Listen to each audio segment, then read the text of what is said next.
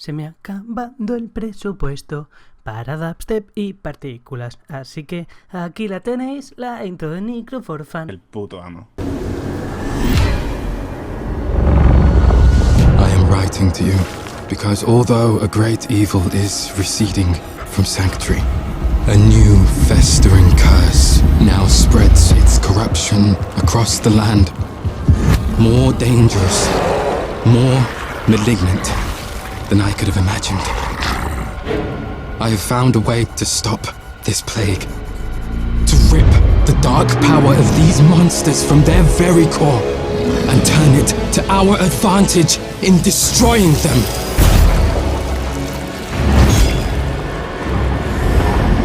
But I cannot do this alone. My allies have fallen. My strength is dwindling. The malignant are relentless and without mercy. I need help. I need you. Qué pocha. Vale, se ha extendido una especie de corrupción por los enemigos. Hemos encontrado la forma de detenerla, pero él solo no puede con todo y que nos necesita a nosotros. Ahí es el 20. The first season of Diablo 4 coming out on July 20th. El 20, sí. The season of the Malignant. Lots to talk about Pues la traducción de Malignant. So we're actually going to jump into it. No, I'm just kidding. La malignidad. But obviously, a lot of people want to know what's going on. You know, we even teased it on social media yesterday, where No, se los voy a dar a los que pusieron el 21. Sanctuary. I guess Tim, Joe, like Okay. So what's going on now? So season 1, the season of the Malignant. So our very, very first season in the game is going to basically take place after the events of Diablo 4. So after the redacted and the redacted have happened and the player has finished redacting the redacted, once all that's out of the way, that's when things are really going to kick off in the world of Sanctuary. Kind of step off from that point. And there is a new threat that's basically emerged in Sanctuary. There's this malignance, there's this corruption that's begun to spread. Esta corrupción, esta malignidad está creciendo en el corazón de los enemigos, de las criaturas. Everything from like beasts to humans, emergen en bestias, en humanos, en cazras. Everything in between. Can be corrupted by this malignance. Todo lo que puede ser corrompido por la malignidad está siendo corrompido por la malignidad. It's basically kind of like it's changing them. Right, it's turning them into these bloodthirsty fiends. Effectively, they're going out and trying to destroy everything. It's threatening Sanctuary at a very high level. The player is going to come across a new character that they're going to introduce to over the course of the season, named Cormand, who we actually saw in the trailer there. Cormand Se nos va a meter un nuevo personaje que es este, que es Cormand is an NPC.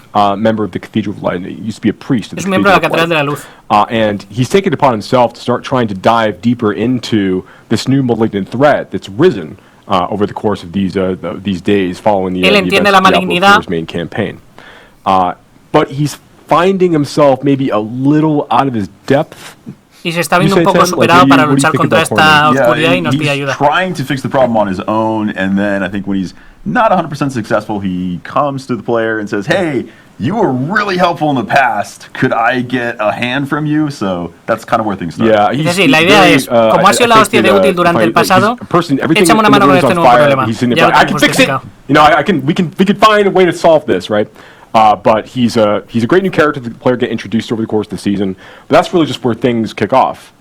And players will start the season of Malignant actually in Kyovashad, and they're going to gain access to the beginning of the story of the season pretty much right away.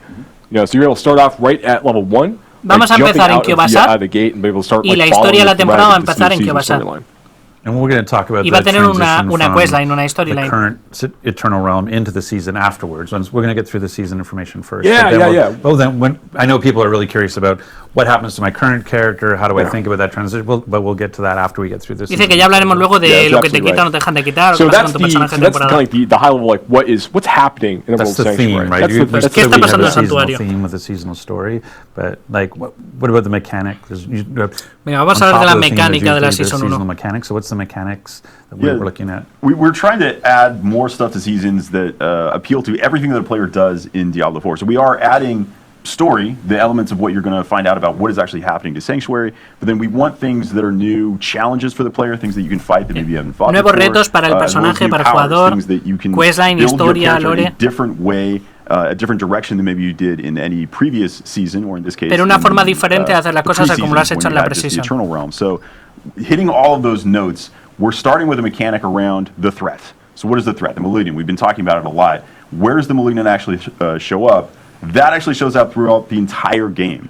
Yep. When you're playing in the world of Sanctuary, anytime you encounter any elite monster, there's a chance that it will spawn as a malignant version of that monster. Hostia. So that malignant Cada bicho, cualquier bicho le puede salir el afijo de... on it and some additional power. After you kill it, a heart will actually appear, the exposed malignant heart. Cualquier bicho, en cualquier mecánica, de cualquier forma, puede tener este corazón maligno. It now starts a ritual where it's pulling all the malignants in and a new, even more powerful version of that elite is spawned. Yep. Why would you want this? How does this help you? Well, if you can manage to beat that even more powerful version where you see these other minions are now helping it, these other malignant creatures, now it drops the caged heart. You've actually put all of that malignant power into this cage that is an item that you can use that is kind of like a gem. Vale, es una gema, nos ha metido una gema. Te encuentras un élite que tiene el modificador de corazón corrupto, lo pillas y eso spawnea un grupito de bichos. Y si los vences, consigues una gema. So you can take these malignant hearts, you can socket them into your jewelry, and that gives you these kind of stupid new broken builds that are vale, ya han dicho que lo que te van a dar esos corazones está roto. New options of how you can play the game. Yeah, so this is really cool, right? So one of the things we really want to do with each season, to Tim's point, is we want to make sure that we're providing new ways for players to engage with Diablo 4, new problems for them to solve, new ways for them to customize their characters and kind of do new cool claro, stuff. Con estas nuevas gemas aparecen nuevas builds, nuevas cosas que funcionan, nuevos balances, nuevas construcciones. So one of these things, so yes, you can take a malignant heart that you've managed to collect from one of the consumed that you managed to kill, one of these super malignant creatures that you've killed this way, and you can socket them into your gear. We have 32 new, I'm not going to say like over 30, we have 32 new malignant powers. You know exactly. So we have 32 new malignant powers are going out this way. These are new legendary power-like abilities. You can see this one here, critical strikes, electrically charged creatures for a set amount of damage. So these there's a lot of really powerful things like this that you'll be able to kind of like interact with over the course of time. But each of the malignant hearts you're collecting are actually like a category. They're associated with a color. So if like brutal hearts, for example, or like have a blue color to them, and they'll only go in infested sockets you'll find on rings and jewelry during the season of the malignant of a matching color. I see. So when you're hunting for when you're finding new amulets and rings or gambling at the Opal's vendor, whatever it is you want to do, you're kind of looking for specific socket colors. Or if you're getting a unique ring from the new Helltide chest rewards as you're playing from the one. That's right. If you happen to look out and get Mother's Embrace because you need another Mother's Embrace, then yes, you can absolutely. Son las gemas de Diablo 3. What's interesting? Han metido las gemas de Diablo 3. So there's 3 different types of color sockets. Sí, pero que cada una tiene un There's 3 color different kinds of types of colored sockets, but there's 4 different types of malignant hearts. Go on. Well, okay, I guess I will. So the last malignant heart type is called basically a wrathful. It's an extremely powerful malignant heart type. They're very, very rare. No sé si lo veis, pero el amuleto y el anillo son azules y el otro anillo es rojo. And you kind of want a combination of all of these. So even though the wrathfuls are pretty strong, you really only estas gemas tienen colores y no se pueden engarzar en cualquier hueco de cualquier color. Over the course Solo colores de PoE. So it's fun, really want to be able to experiment with, again, creating these different problems for players to solve, different ways for players to engage with things, and really change up that experience by virtue of adding these new powers. They can unlock different builds potentially for classes. Son las joyas de Diablo 3, pero se engarzan como en PoE. Like a really fun, exciting new way for players to kind of inject new power into the experience. But you're looking for so can the jeweler, when the jeweler right now can add a socket to, a piece of jewelry? Yeah. Are they able to add colored sockets? A ver, suena bien. 29 nuevos poderes pueden dar lugar a muchas combinaciones y muchas nuevas interacciones. It's always going to have a color associated with it. There's not you couldn't get just a regular jewel socket. But even a jeweler created one? Like if I have a ring with no socket, when I do the jeweler, it'll be colored? It'll always be colored. It'll always be an infested socket. Sí, claro, pero ¿qué pasa si el hueco lo creo yo? But that's true for unique. So if I'm looking Cojo un for... color. I have a unique ring, like you talked about. Un anillo único. The blue version.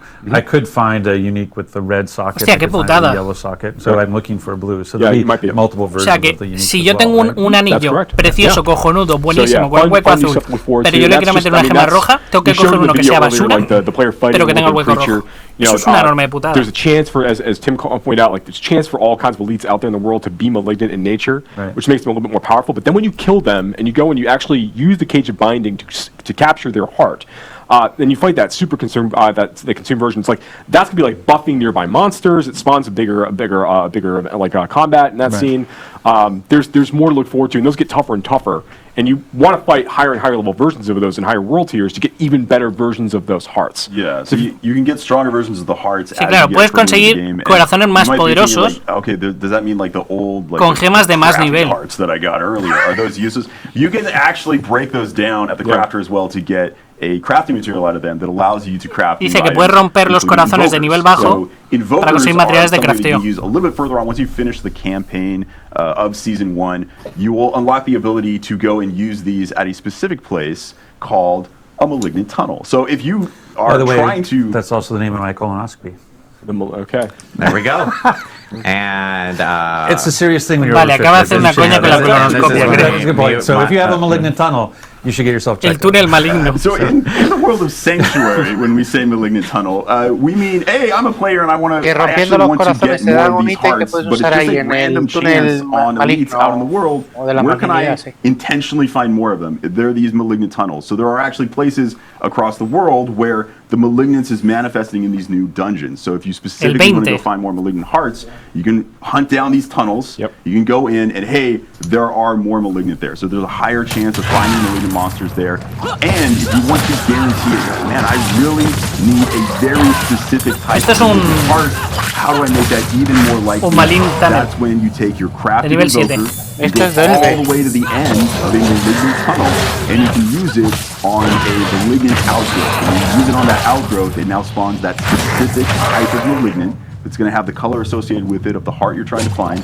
You kill that, and you're going to get the specific heart. So there's a little bit more targeted farming you can do as you approach the end game of, of bien. season 1. Actually, I have like, if go to the C video, you'll be able to show Hay you posibilidad de going coger into the y farmear en esta invoker especie como de event where you can túneles go in and el sort of- corazón concreto which que tú I've heard quieras. called the turkey baster from hell, basically, is what an invoker looks like. It does kind of, yes. I don't, that wasn't the like art direction on it. Invoca al Yeah, maligno. that's where we ended up. So yeah, at the end of these malignant tunnels, you're going to find that there are these masses of malignants that you're going to be able to go and interact with, and each of the That's the tunnels one we has wanna watch. a few different ones that can potentially spawn different colors of malignant outgrowths that can spawn from those. So it gives you those opportunities to go and like. Temporada sale really el 20 de julio, farm, gente. As Tim's pointed out, like certain kinds of malignant hearts as the player is progressing through the experience. Yeah. So when we show, like, we were just showing it, what? technical Yeah, show the one issues. you were just showing, because that was Okay. the A ver, invoker. enséñanos un So poquito cómo basically, funciona there's a esto. growth. You get to the end of the tunnel. There's a. Llegas al final del túnel y tienes un maligno. maligno. Essentially, you're requesting a monster of a particular color. Yes, you're saying like, I want a blue heart, a chance to get a blue heart by trying to defeat the blue monster. Yes. That's right. Habéis visto So que these, elegí una de las like, dos bolitas. particularly later on in the Tú eliges experience, de qué the color most quieres que sea el powerful corazón que te hearts you dropee. get are gonna be, delivered Llegas from y tienes para things like elegir the invoker los diferentes colores. to go and interact with. So yeah, something we're very excited Entonces, about. con el que tú basically, interactúes le use estás diciendo el invoker color que on tú quieres. One of the pods. That's right. Yeah, the outgrowths from this malignant. Rollo, el mass. hueco que yo tengo en mi Which then joyería es takes a azul. blue monster for you to fight. You have to take that down, which will then. So does this one go through the same? O sea, en mechanic cierta where medida I tenemos have la to fill it, posibilidad de ser nosotros try to quienes capture elijamos hearts qué to tipo de get it. corazones queremos llevar en la equipación. When this thing pops up, after you kill this O one, que you nos actually dropeen have to random. capture Pero it. este tipo de You're fighting eventos, the los túneles de la top version malignidad of nos it van a dar la immediately. posibilidad de That's what I was elegir asking. el Yeah, so corazón you que got to do the queramos. 1, 2, right? That's right. Got it. So that's nice. So it's kind of a little like the sigil crafting, where you basically, I've got a bunch of stuff I'm not using right now. I can craft it down so that I can focus what malignant hearts I want. Because maybe my build, I know I want a brutal heart, but I haven't running into any blue malignants out there in the world. So now I can go into a malignant tunnel, fight my way to the end, have an opportunity to use the invoker. Yo to puedo create llevar a blue 50 horas y que no me haya malignant caído el que yo to go quiero. That's right. Y entonces That's haciendo right, esto yeah. mejora las Right, call posibilidades. it out. And I know That's all I'm here to do is summarize. That's good. he's like, I will take everything you said, summarize it into 2 sentences. And I know, like, obviously with the story and so forth, there are like new like a new boss and so forth there's associated new, with it. We're not really talking We're about not the boss so much today, redacted, but yes. It's worth calling out, yeah. There's new boss monster for players to fight over the course of the season. He preguntado si había algún tipo de nuevo boss o algo, dice que sí, que la questline, la historia tiene nuevos bosses. There's our legendary powers, I should say, for players to Hay collect. poderes legendarios, ítems únicos. Legendaries and the uniques. Thanks for that. Those are not just in the seasonal realm, though, right? Are those things that are also showing up in the eternal realm? Those will also show up in the eternal realm. So exactly. yeah, if you're a player who's like really trying to continue to progress your character in the eternal realm, there's now a few new items for you to go try to hunt for and use to kind of. Y en no temporada están los mismos ítems únicos y legendarios. En cuanto a ítems por ahora no hay diferencia entre temporada y no temporada. Cinematic was awesome, and we said July 20th. Oh my God, there it is. The day it's coming out. We are actually putting out the patch a little bit earlier. So just for awareness, so everyone knows, you're going to see your game patching on July 18th. That is el 18 de julio meten el parche, pero no vais a jugarlo. On July 20th. Balance changes, the new items. Se activa el 20. So July 18th is actually anything that shows up on the Eternal Realm is there right away. If you just want to continue playing the game as normal on your existing characters or a new Eternal character if you want, July 18th, the new legendaries and uniques that they were just talking about will be available to you on the Eternal Realm, as well as entonces en no temporada vamos a tener los nuevos únicos, los nuevos legendarios, todo. Those will be there right away on July 18th. July 20th, the season turns on. You can y se activa el drop el 20, hasta el 20 no empiezan a caer. Like going back to managing expectations, I think one of the things we've been a pesar de que el trying parche to lo tendréis el 18. is that it is not a continuation of the main campaign storyline. Like we've been trying to use phrases like it's a new quest line.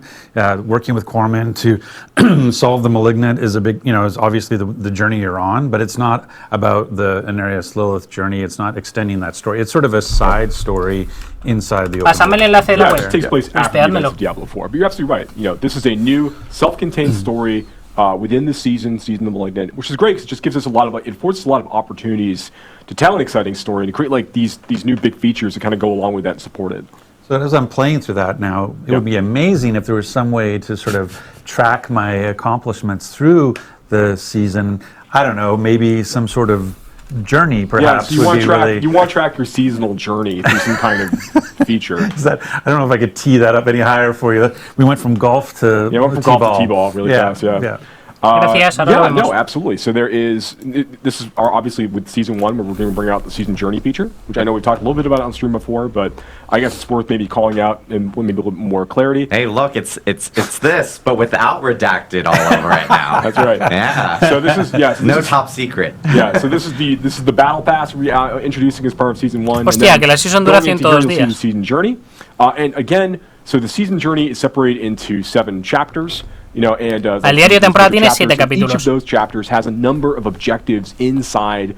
Cada uno de estos capítulos tiene un número de objetivos dentro. And you don't have to do all of them? Pero no los tienes que hacer todos. Con hacer 7 de 9 te dejan avanzar. To the next chapter. So I think it's really cool. So like objective to objective, you're going to be earning favor drops, which can be used to fuel your battle pass, which we'll talk about a little bit more in a minute. Yeah. But you're also, for your chapter completion moments, you're getting big drops of that favor that's going to be used like an experience. Cada nivel de diario que completéis, cada apartado os va a dar una recompensa. Importantly, you're going to be unlocking new legendary aspects, ones that you can't normally get in the Codex of Power through like dungeon completion, and also many of our new legendary aspects we're adding in the season. If you're playing in the season, nuevos aspectos que no existían hasta ahora. Codex of Power by going to the season journey. So it's a great way for you to introduce yourself to some of these new things as you're kind of playing through. Yeah, I love this. Like one of the things that's hard about for people who know Diablo 3 and its sort of journey. Hold on, wait. Do you love this? I love this. Pone complete priority or side quest. Bueno, pero eso es the notion around like I like the fact that the subset aspect of it, because I know there are certain things. I'll pick a stupid example. It's like maybe I hate sellers for some reason. I'm a seller hater, and so I never want to complete a seller. Then the fact that I can advance chapter 1 lo que se está dando el diario de temporada es what lurks below, aspectos de códice principalmente. I find you get into situations. I have other games where they're like, you must do this thing that you really don't want to do in order to progress, and the fact that I don't have to do that here, that I can choose a subset of things to continue. Que suele pasar una cosa con los diarios, es que cuando te ponen como nuevos objetivos hay algunos que no te apetece hacer y es como no, los tienes que hacer si quieres avanzar. Y que el hecho de que te permitan no usarlos todos, no hacerlos todos, te permite elegir que sí te apetece hacer. Instead of the season, but we don't, and we want to include that in the season journey, which is the PvP content in the game. But we don't want to make that like a requirement. Dice que sí, que los dos que se suelen evitar es principalmente los del contenido PvP. Option to do this if they choose. One thing I do want to call out here as well. with the season journey, and I think you're going to call it out in some other places, is that it can be confusing to players initially that you go to this Battle Pass screen, you click on the season journey button. Do I have to buy the Battle Pass to get this? No. Everyone has access to the season journey. Todo el mundo tiene el diario de temporada. Es algo diferente al Battle Pass. Access to the Battle Pass too. You're engaging with, even if you never pay a cent, you are engaging with the Battle Pass. You're getting free stuff. De hecho, tienes en el Battle Pass 37 bloques gratuitos. In the seasonal realm, this stuff exists. There is no season journey if you're not in the season. That's very important. It only exists there. There's no Battle Pass if you're not in the season. Right. Yeah, that's absolutely correct.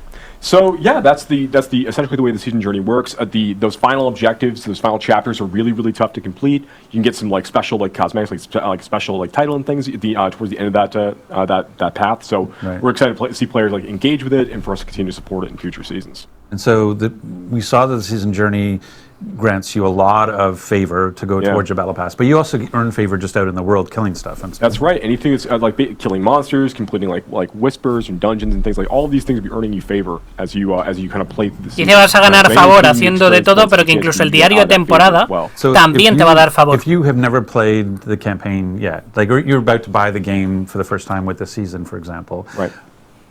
I'll be like, okay, I'm going to roll a seasonal character, I'm going to play the campaign. The fact that while I'm playing the campaign, I'm killing stuff, and I'm still earning favor. Like, this stuff is still sort of progressing in the background, right? That's absolutely correct. I just won't run into any... Entiende ese favor como lo que te pide el diario de el pase batalla para completarte los niveles. As you play, if you make a new character, to your point, Rod, on the seasonal realm, and you're playing through the campaign, you will be earning favor as you're killing monsters and doing things during the campaign.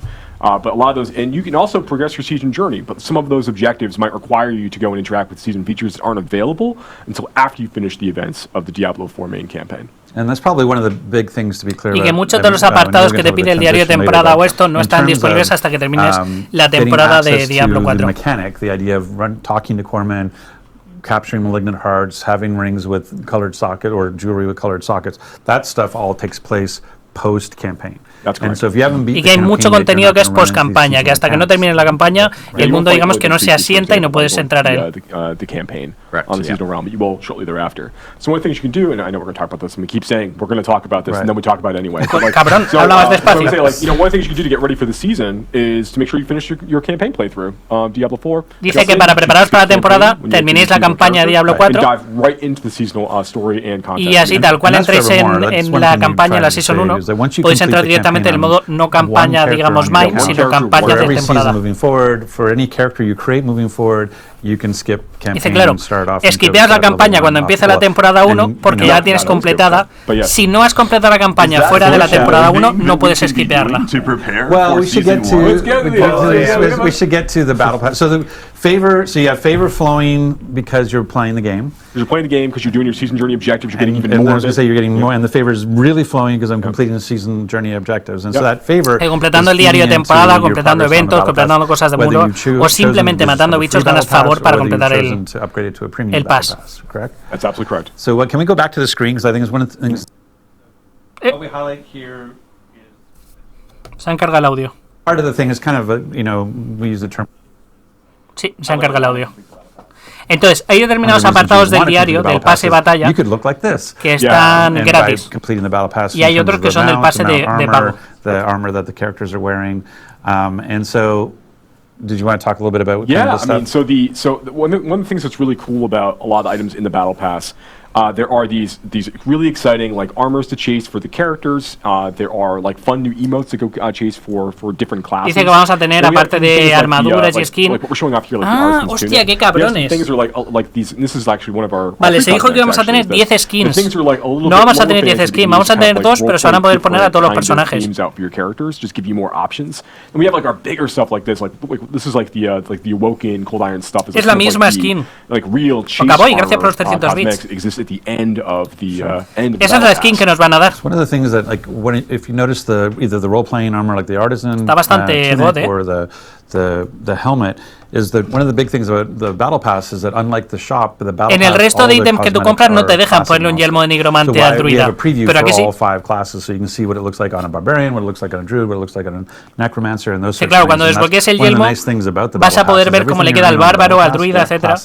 Yeah, for those transmogs. The exception is the transmog weapons. There are transmog weapons on there that are class specific, just because classes can only use Dice que sí, que el tema de las armas sí va a ser específico de clase.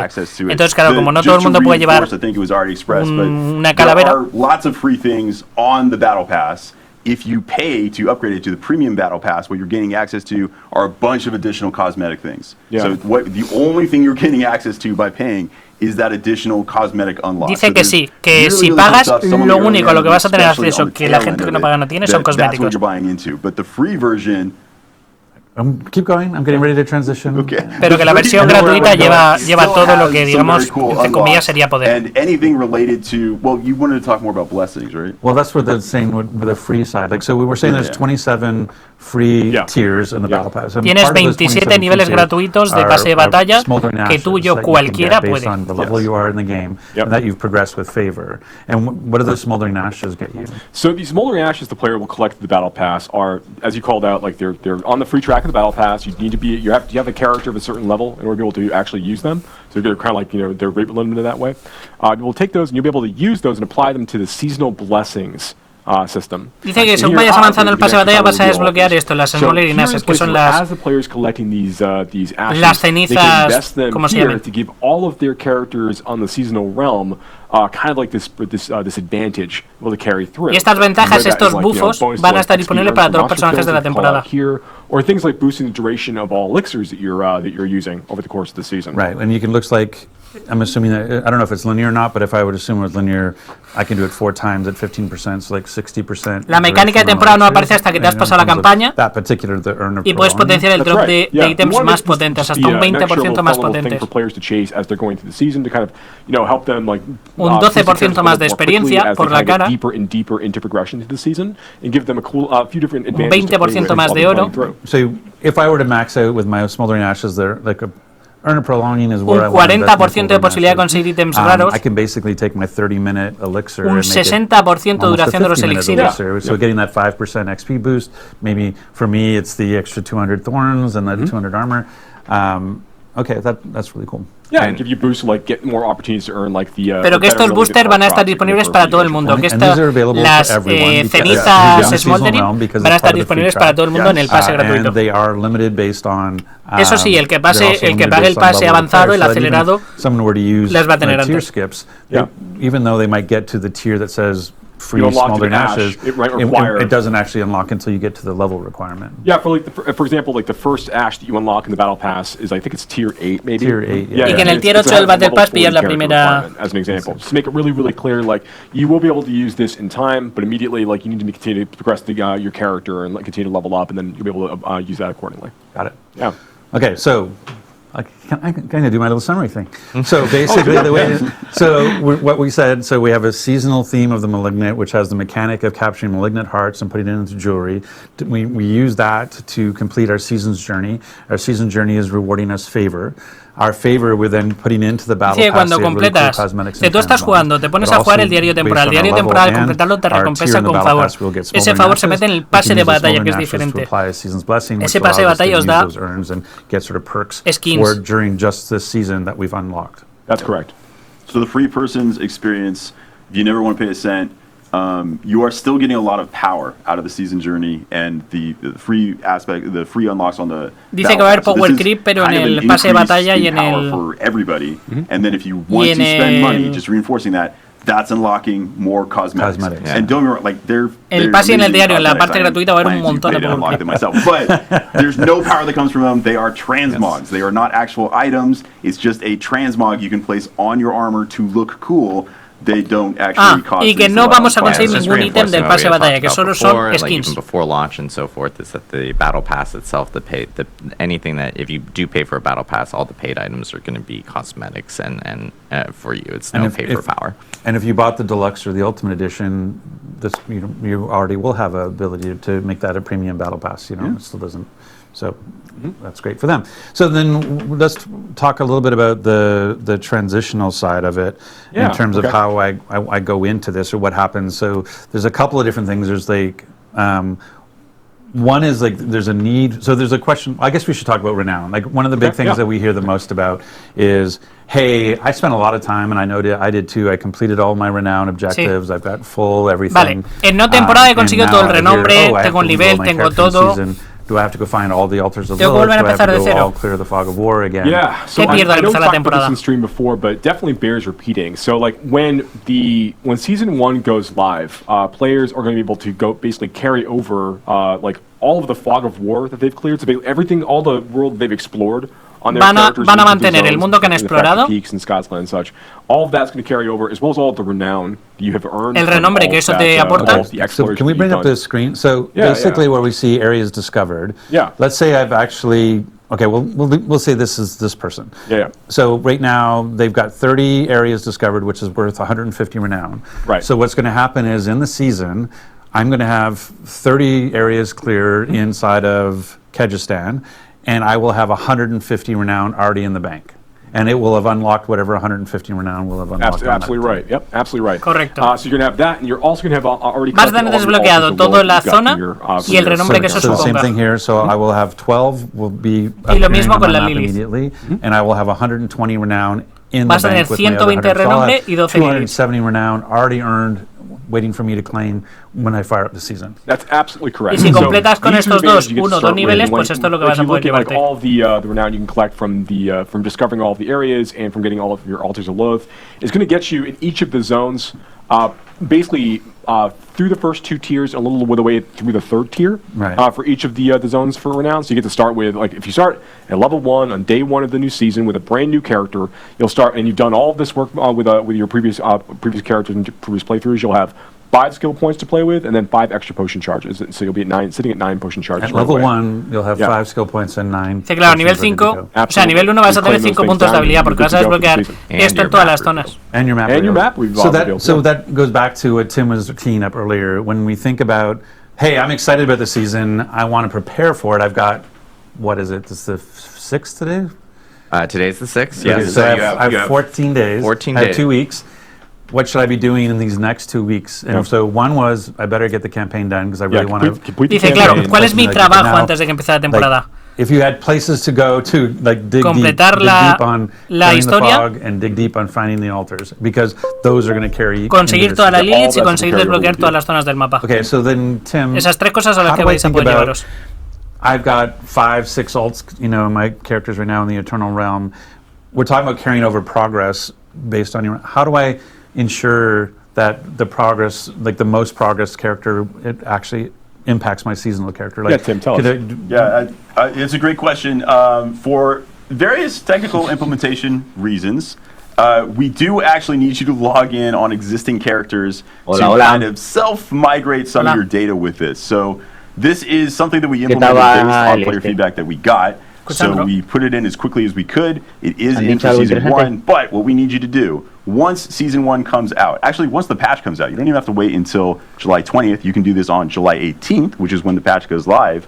You should log in with characters that have the most progress. If you have a single character you played, or if you have one character that, hey, on this one character I unlocked all the altars and cleared all the fog of war, awesome. You just have to log in with that person. When you log in with that character, all of that progress is going to be propagated across your entire account. Dice que tienes que, hey, una vez que el parche esté metido el 18, tienes que conectarte, tienes que loguear con tu personaje más avanzado para que eso se memorice como tu avanzo de cuenta.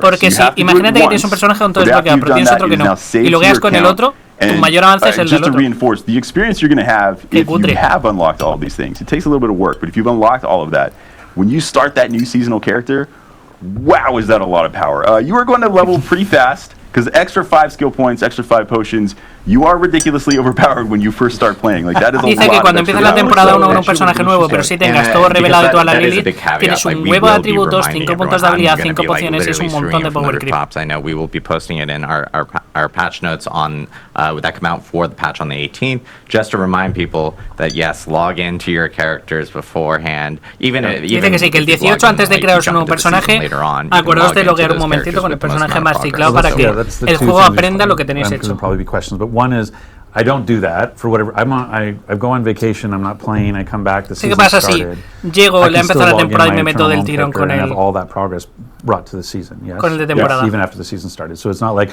oh, you only have 18. No tenéis que hacer el 18, lo podéis hacer en cualquier momento, pero el juego tiene que aprender cuál es vuestro mayor avance desbloqueado. Cuando queráis. Just check, like, hey, does this character have any progress that's not already credited on your account? cool, I'm now crediting it to your account. Right. And that's for the seasonal. So if I think about the Eternal Realm, like for example, my Necromancer. Pero sí, que tenéis que hacer un login con vuestro personaje más ciclado para que el juego entienda que ese es vuestro progreso y os lo transporte a la temporada. Humble bragging. Not humble bragging. So for the next 5 minutes, we're going to talk about so this. let's talk about how good my A partir de que Necromancer metan el is. parche el 18. But all I'm saying is I have a Sork that has not had the same level of progress in the world. Tan difícil era que el juego entendiera cuál era tu progreso más avanzado. Eso es complicado de all that programar. progress gets put to my account. No, When I go to log in la my verdad que no. Sork next, even on the Eternal Por ahí, Realm, porque my vos Sork sí will now podés have elegir all the progress no of tener my el progreso más avanzado. No, eso no es Let's difícil. say, like, just to Habría sido más sencillo que tuviera un Let's tick say que you've got- dijera, we got two coge mi characters progreso, sort of no dev stream coges where we mi can talk and progreso. go deep. That's true, actually, yeah. So let's say you've got like two characters you play. Like one has done everything in the Fractured Peaks, has uncovered everything in the Fractured Peaks, and has uncovered like all the alternate cuente los puntos. You get another character who's gotten everything in Dice, Scott's Glen. ¿qué pasa si tengo dos personajes? Uno tiene todo de Scotland y el otro de Fractured Peaks. Has found all the Aldous Lilith. If I log in on my Fractured Peaks character, and just by doing that, all of that credit will now be transferred to my Scott's Glen character. When I log into my Scott's Glen character, all of that credit will be applied to my Fractured Peaks characters. At that point, all of the credit of the progress Hostia, of qué either liada. of those characters Vale. has been propagated Os to the entirety explico. of my account. Right, so it becomes an El and. funcionamiento va a ser el It's not siguiente. and. A partir de que metan el parche, el juego va a entender It's que es not una like cuenta. one login that one. Entonces, No, si yo con mi one login personaje at A every logueo, account, mi tons of personaje B progress, tiene they todo may lo be que el different personaje A directions. tuviera. Right. Pero And si I con think el personaje just B again, logueo, hey, let's mi talk about personaje A va a tener expectations. todo lo que el personaje B tuviera. Some of you Si uno might tiene be medio saying, mapa y like, el otro wow, medio that mapa, sounds a little los dos funky. se contaminan And el I uno al think otro. the point that Tim was trying to make was, hey, prior to season 1, we had actually talked about that you wouldn't have any renown progress carry over. You would Cosa have más to go rara. find A the ver, altars bien below. porque, por ejemplo, You yo ahora would estoy have con un to go mago que no clear tiene the fog of war. nada Like, the desbloqueado. original plan when launching the game, or prior to launching the game, the original plan was that there was no transition of state from Eternal Realm to Seasonal Realm as part of this. And so hearing the player feedback as we talked about seasons and hearing the response that we got about what, I have to find all the altars again, what, I have to clear the map again, and wanting to make sure that we were listening to the players. Cuando ahora te haces un alter, no tiene nada desbloqueado. Si yo ahora logueo con mi alter después de mi Mai, me respeta todo el progreso que tuviera con el Mai. Como mínimo, lo mismo que yo tuviera la temporada.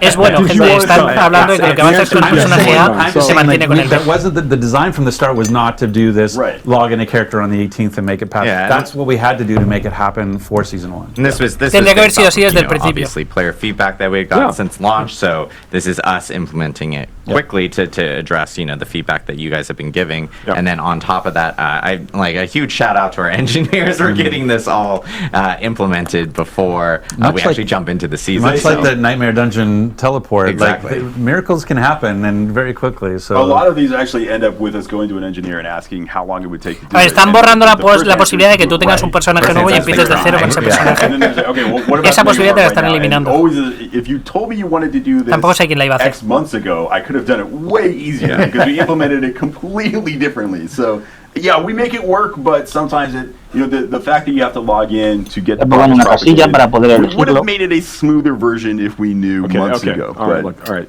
like zoom in on me. Zoom in on me. Come closer. Let's do that. Okay, it's not going to happen. There it is. Okay, yeah, all right. It's a live game. We know we need to it's a live game. We know we are looking at trying to make improvements based on the feedback that we're getting from players. We're playing the game ourselves, and we're kind of seeing how everything is really feeling as it's all coming together with a giant audience of players playing and enjoying the game. We want to make sure that we are making the right changes as quickly as we can for the community. Dice que no van a hacer todo lo que pide la comunidad, que están tomando sus propias decisiones en base a su experiencia de juego, que no significa que ignoren el feedback, pero que creen que hay cosas que le van a sentar mejor al juego y que no van a hacer todo lo que se le pida, que hay que... We're trying to move very quickly in a lot of these things. Some of them are a lot more challenging technically to do than others, but we are rapidly moving on as many changes as we can because we are fervently trying to make the very best version of Diablo 4. Que están intentando hacer la mejor versión de Diablo 4 y que eso significa que algunos de los cambios que hacen tienen que ser un reto y tienen que estar pensados de tal manera que el juego no sea lo que tú pides, sino lo que el juego necesita. Know that we're working hard. We care deeply. We love our engineers and our designers and our producers, diseñadores, and ingenieros, like the optics and everything else.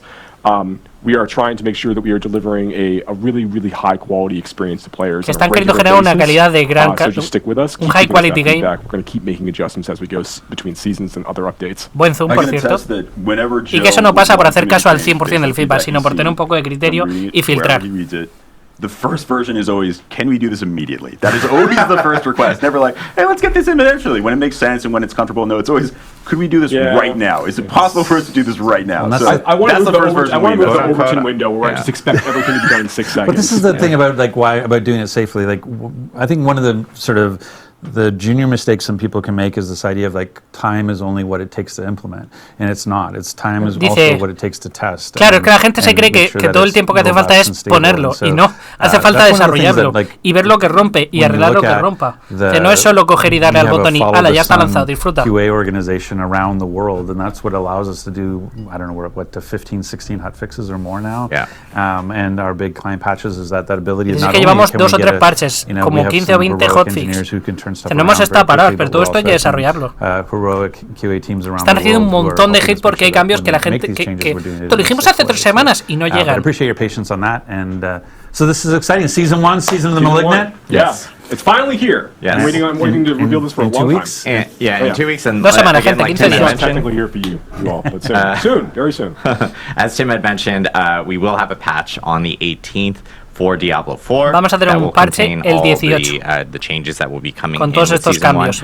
If Tiffany Watt were here, who was on our CampFire chat before, she categorized our 103 patch as chonky. Right. I will categorize in Tiffany Watt's words as super chonky. For Season 1, it actually is our Dice que si el anterior parche lo clasificó la chica hace los parches como chunky, que este va a ser super chunky. We're going to pull up the Wikipedia entry and actually get through the history of chonkers. Que va a ser un parche grande y completo. It is very big. So we will have notes up for that. And again, players can prepare for Season 1 by completing the campaign for sure. Dice, venga, ahora tenéis trabajo, cabrones. A completar el mapa, la campaña, las Liliths. Get all your altars. So lots to come for Diablo 4. And then again, we also have just more improvements that will be in that patch. Class our balance changes to bug fixes to you name it. I can go on. There's even some reward changes coming for some Nightmare and Helltide related activities as well, some endgame activities, because I've been hearing some feedback regarding. Todo eso lo hiciste la primera semana, pero hay gente, concretamente el 38-40% que ni se ha terminado la campaña. Lo publicaron hace unos días. But I know we want to do Q&A. We do. And this is a live stream, by the way. Yeah. So I know we get sometimes people are like, I don't know if this is live. No, this is totally live. So we're actually going to be bringing in. Y que van a aceptar preguntas del chat. We're actually going to kick off Rod because we're done with him. No, I'm just ya han terminado la explicación. A partir de aquí responder preguntas. I know, it's the worst. Rod's going to jump over here. We're actually going to bring back in Chris and Ryan from the Immortal team.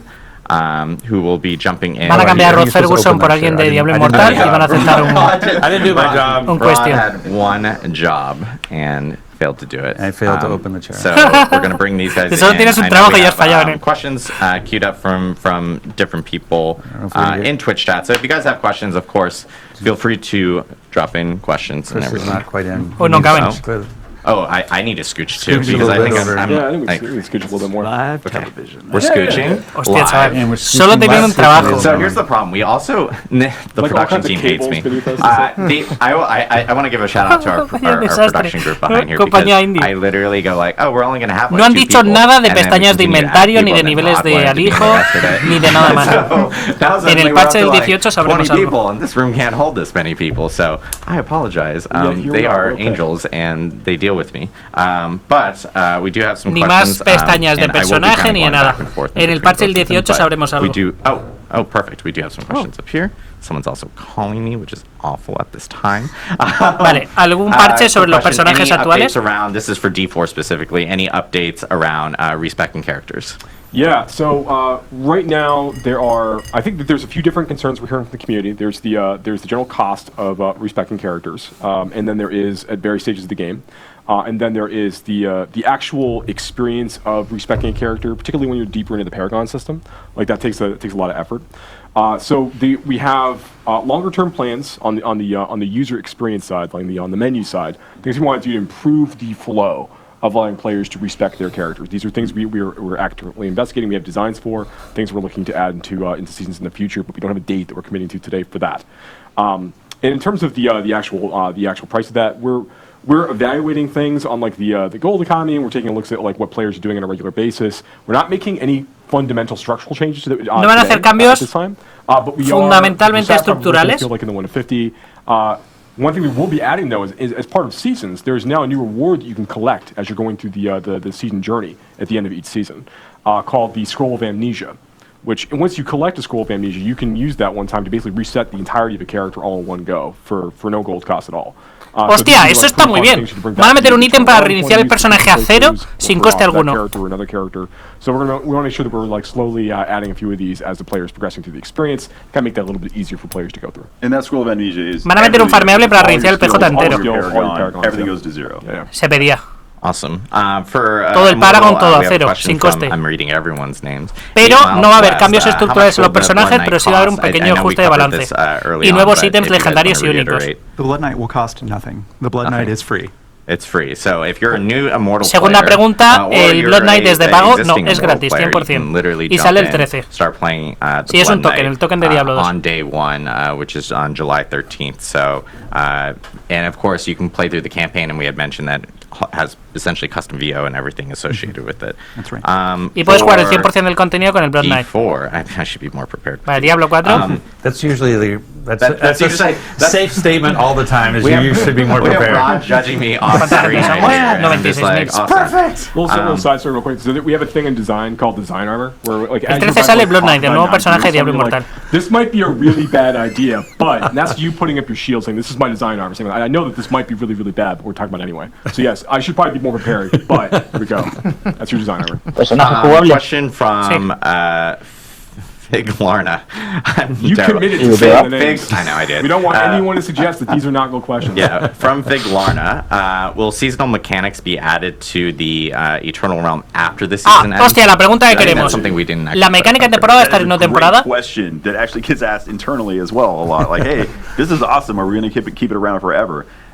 Initially, no. Like, initially, the version of the Malignant mechanics that you're seeing are not planned to show up in the Eternal Realm. However, we are reserving the right as developers that if we see something cool and we think, wow, this is just fantastic, this should just be part of the game, that we will just make it part of the game. So it is absolutely an option. Some mechanics you might see in future seasons might be that way right away. We might be planning that, hey, this will show up in a priori la mecánica de temporada es mecánica de temporada. Cuando termina la temporada se va a la mierda. Pero si les encanta, se queda en el core. Yeah, I want to stay on this just 1 second longer. That's not suggesting. Saben que algunas mecánicas futuras sí, 100% que se van a quedar. Pero por ahora esta depende de cómo vaya. The base game, like stuff that will persist beyond the end of the season. But we really do want to hone in on the idea that we're like, Malignant Hearts are very powerful, as we talked about before. They're really, really cool. They're very exciting. We can't add something exciting like that every season if it's expected to. Sí, claro, es que estos corazones están rotísimos. No podemos meter un ítem, una mecánica tan rota cada temporada. Rompemos el juego. Entonces tiene que ser un power creep de la hostia, pero muy poquito tiempo. And it would make the game extraordinarily dense in terms of what the players expected to do on a regular basis. And to understand. We know that there's opportunities to extend things like add more endgame features. We know that there's more content that we want to add to the game in general that like everybody's going to need forever, and we're going to be looking at those opportunities as we go. But things like Malignant Hearts, we don't want to have. Sí, que habrá cosas que sí, que entrar en el core, quality of life, eventos, oportunidades de mejora, pero algo tan roto como los corazones malignos que no. We want to be able to like take these things away, introduce new ideas, but having known what worked really, really well with Malignant Hearts and what stuff we could maybe have improved upon, we get to take all those ideas forward. It's also part of the cool factor of the season is that when you're going in, these Malignant Hearts, it's there for the season. So even, let's take a player that, let's say, doesn't like to play alts except of the same class. I just love playing Barbarian. And, you know, I have 3 different Barbarians already on Eternal because it's the perfect class. If you're a big rogue player and all you play is rogues and all you do is build rogues. There might be a lot of those too. But let's say a Barbarian, that's my hypothetical, I'm sticking with it. So I'm a Barbarian lover and I've made all these Barbarians. Season 1 is still an exciting time to make a new Barbarian because we have all of these new Malignant powers that allow you to make radically new builds that are completely different from Barbarians you played in the past. Your endgame is going to be Dice que los corazones malignos van a dar lugar a nuevas builds, totalmente diferentes y nuevas, y que aunque solo te guste jugar una clase, métete en temporada que con esta mecánica vas a desbloquear nuevas builds. Previously, so the idea is some of that stuff is always designed to go away. So Joe, I mean, one of the things This is Rod off camera speaking. Rod off camera. Hey, voice right. Joe, yes. maybe speak to the fact that everybody starts at the same place of the season is one of the benefits, so that people aren't like a year behind when they go to play season 4. Yeah, that's an important part of this as well. One of the reasons we really like the idea of letting players start back fresh and have like an economy reset, players really jumping back in the experience at level 1 with characters, is it allows us to focus on making sure the entirety of that journey is really engaging and exciting for players to go through. And we want to make sure, like by the end of the first session, for example, like you're getting exposed to like the new features and content available that we're introducing in that season. That everything feels like it's balanced in such a way that players can really enjoy the new things that we're adding, and the way that they're kind of intelligently mixed with the rest of the features in the game itself. So that we think that experience is part of what makes a Diablo game anyways, like making a new character, getting those item drops, building up towards the end. Vale, dice que sí, que quieren mantener la esencia de Diablo de me hago un nuevo personaje, lo juego 100% concentrado en estos 3 meses, con esta mecánica, lo que juegue estos 3 meses no se va a ir fuera de estos 3 meses, pero esta nueva experiencia, esta nueva build, esto es parte de la esencia. Solo en este pequeño fragmento de tiempo voy a tener la oportunidad de jugar esa build, y cuando cambie a otra cosa, jugaré diferente y la temporada será diferente. Se trata de que esté concentrado en ese trocito, ese gameplay que no va a poder estar en ningún otro momento. The game is a live service, the game's going to live for years. We want somebody who buys the game a year from now to not feel like they're a year behind when it comes to... queremos que alguien que compre el juego dentro de un año no tenga la experiencia de que va un año por detrás del resto de gente. Que cada 3 meses sea una nueva oportunidad para que alguien empiece de cero en igualdad de condiciones con los demás.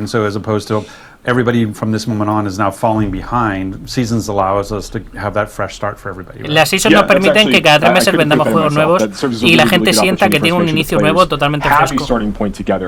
When you want to come in a little bit later into the game experience, if you've taken a season or 2 off because something else came out, we want to make sure that it feels like the most important thing for us in seasons, like kind of going off script in a different way now, is that like when you're playing seasons and you're playing Diablo 4, you're having a great time. And when you've reached all the goals and done the things that you think are really, really important, and you want to go take a break to go play something else for a little while, that's fine. Yeah, that's fine. We do the same thing. You don't fall behind. But when a season rolls and there's new things for you to come check out, that's a great time to come back. Particularly if you had a good time playing before, that's exactly when you should come back and check out Diablo 4 fresh. Okay, I'm out. Sorry. Yeah, I'll be honest. When the next WoW expansion comes out, there's a non-zero chance that I'm going to play WoW for a while. But it's great to know there's a point that I can come back to Diablo 4 and everybody's on an even footing. Yeah. Question here from Jeffrey Allen, and didn't specify the D4. So I'm actually going to ask both because I think this is relevant to both. Also, why do you have a new mic? I actually don't know. But yeah.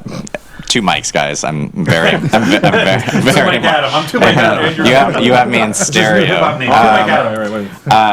Can you say which cosmetics will be transferring between characters? So for instance, for Diablo Immortal, we'll ask this specifically for Diablo Immortal, and then we'll talk about Diablo 4. But cosméticos que podemos pasarnos de un personaje a otro. In regards to transferring cosmetics, like if you ended up buying a cosmetic in Diablo Immortal, does that actually also appear in the Blood Knight? Si en Diablo Inmortal me he comprado un cosmético para X personaje, se lo puedo poner al caballero de sangre. However, what was the Mother's Lament set? Hatred's Heritage. Hatred's Heritage will be available for the Blood Knight. Oh, nice. Okay, cool. So, going forward, there will be now new cosmetics available for the Blood Knight. Va a haber nuevos cosméticos específicos para el Caballero de Sangre, pero algunos de los cosméticos que eran transferibles entre clases también son compatibles con el Caballero. And will they need to be reobtained? I know this was like a question that we get a lot from people in regards to transmogs, and if you salvage specific stuff, how does that work between characters from Eternal and Seasonal Realms? Yeah, I believe that's all transferring over with you when you go into the new season. And obviously, every cosmetic set that you're purchasing via the store and via the Battle Pass, that stuff also is going to be carrying over with you. Yes, if you ever unlock anything, your whole account has access to it forever, is the current functionality. Vale, y si yo desbloqueo un cosmético en Season 1, mi personaje de no temporada, de mundo eterno, lo tiene. Sí, todo lo que desbloquees es 100% para tu cuenta. Kincho Kimo. This is Nightmare Teleport was great, but why can't we just teleport right into dungeons rather than just to the entrance? So this one I think is interesting because Nightmare we obviously incorporated the teleport here in 103. It was another thing that we talked about. Pregunta tonta. ¿Por qué cuando le doy a un sigilo y me quiero teletransportar, en vez de meterme dentro de la puta mazmorra, me dejáis en la puerta? Con lo que me tengo que comer 2 cargandos. Having to teleport outside of dungeons and kind of go through like a couple load screens. It was a quick, implementation from the team and everything. So I know it's something that we've been hearing from our side, and it's something that we're going to be looking at more here in the future. Y sí, que lo están revisando y lo van a pensar porque por una cuestión de optimización a lo mejor le daba problemas hacer que cargamos directamente dentro, pero que es una cosa que tienen en cuenta, que saben que lo han cagado. On Immortal, we have was there some sort of Castlevania inspiration with the Blood Knight? Pregunta para Diablo Inmortal. Ya se inspirado en Castlevania. Very similar to some popular characters from that franchise. Very pretty vampire-ish people, but not vampires. I think we discovered Adam. Dilo el nombre. We can turn off Rod's mic now, so that's all we need to do. But yeah, was there any inspiration kind of thrown? El problema con entrar directamente a la mazmorra es que si le damos varios a la vez nos queda instancias nuevas y eso provoca un problema porque no genera la misma instancia para toda la party y ahí no sabe muy bien cómo gestionarlo. Lo comentó la tía en los parches. Vlad the Impaler, the aesthetic. You've already talked about some potential references, but I think for us is as much like what we take out as what we leave in. We don't want the Blood Knight to feel like a grab bag of all vampiric myths. They are very specifically grotesque, blood, shadow, nightly weapons. Además se lo está explicando a él, no a nosotros. Like turning into mist, like turning dice into sí, que Blood Knight tiene su propia historia, que no es un caballero de sangre genérico, sino que es su propio personaje, su propia historia. Alguna cosa te puede sonar familiar, pero no, que es su propio elemento. Es una invención totalmente nueva.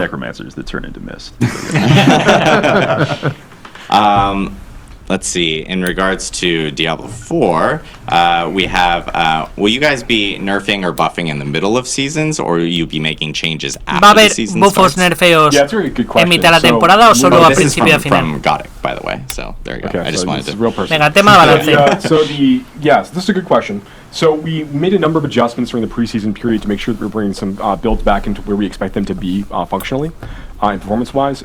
When we go into the seasonal release, we do want to create structured moments in time that we're going to be talking about, I think, more in future streams, when we expect like buffs and nerfs to happen. So we have like a regular set of like patches that are going to be occurring after the. Vamos a convertir en where we have like a better schedule, like in cadence. En algo regular, en algo organizado, el tema de meter los parches. Like big nerfs and big buffs for only like extreme outlier cases, and things were like really damaging. Salvo que hay un caso que rompa totalmente el juego. So we want to try to keep that more constrained, and we also want to have just fewer general like off-cycle balance updates and things. So we're kind of keeping things more into this weekly cadence like we talked about. Salvo que haya algo que rompa el juego, no vamos a hacer un hotfix que rompa, que haga super buffos o super balances. Vamos a intentar que los balances se queden en los momentos que deberían ser, que es previo a una temporada. Si algo se rompe, lo vamos a parchear. Pero fuera de eso, previos a la temporada. We're planning on the stream to be 90 minutes, and we're 1 minute away. So I'm gonna lightning off a few questions. A big question within chat is obviously about stash space, which is something that we kind of just talked about a little bit earlier. I'll say real quickly though, like we definitely hear everybody about this. We are talking a lot about what we need to do with this. We've got good plans of things we can do to improve the situation. I know it's frustrating to hear me say like, what you were able to do this, like you could be able to do like nightmare dungeons this quickly, but like the reality is like we are moving really quickly on this, and we're gonna be trying to provide more space in the future, figuring out how like we're gonna get that accomplished. Yeah, and also one thing to note is I know we talked about during CampFire chats about how gems and so forth were going to be part of materials. Le han vuelto a preguntar que tenemos problemas de inventario, sobre todo con el tema de las gemas y tal.